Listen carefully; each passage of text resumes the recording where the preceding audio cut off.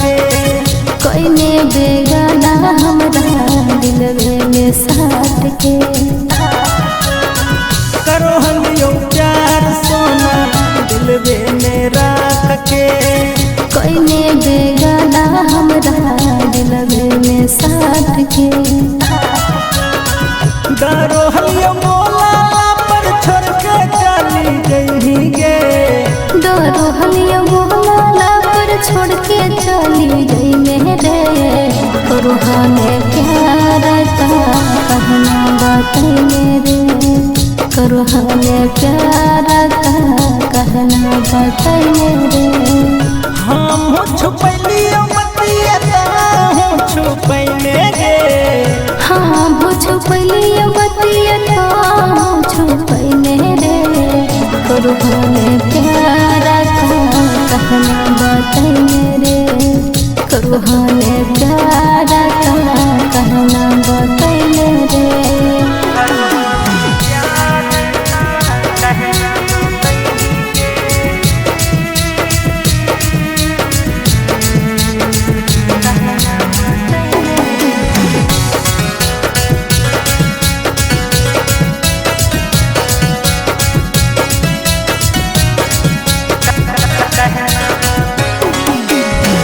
करो हलियो प्यार सोना तोरा से या टूट रे।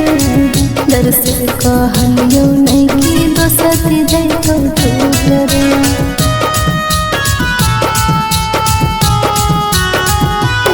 हेगे चाहो हलियो हम तोरा जानमो से ज्यादा गे। डर लागो हालो हाथों तोर की रागा गे। दोस्त बनल हानी कैसे लाभरा बनई में गे। इहे सोचे बतिया रहलो दिल में छुपैले रे। करुहाने प्यार का कहना बातें मेरे।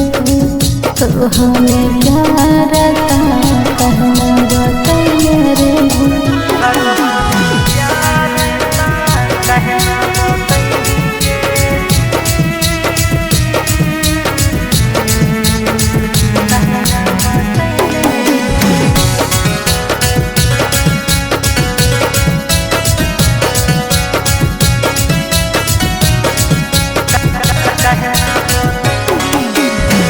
जिर दिन रहलियो सोना होके मजबूर रे। अब नहीं रहबो जानी तोरा से हम दूर रे।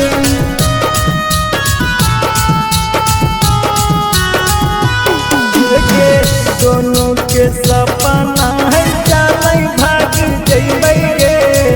गंगा से दूर जाके घरा बाबा सैबै गे।